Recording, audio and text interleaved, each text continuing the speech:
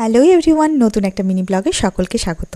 পুজোর মাত্র কয়েকটা দিন, বিশেষ কারণবশত কোনো কেনাকাটা এবার হয়নি, তাই বৃষ্টিবাদল দিন দেখেও চলে এলাম রামপুরহাটে আমি আর রিয়া। তো প্রথমে ইন্ডিয়ান সিল্ক শাড়ি হাউসে এসে একটা শাড়ি কিনলাম।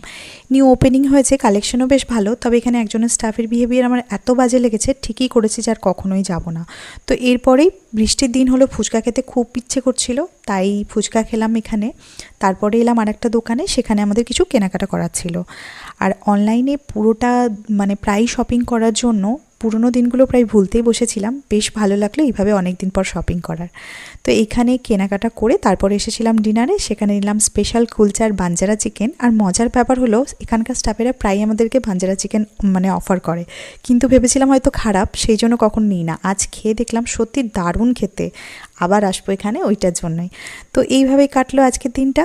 কেমন লাগলো ব্লগটা অবশ্যই জানিও। Bye, see you to the next blog, tata.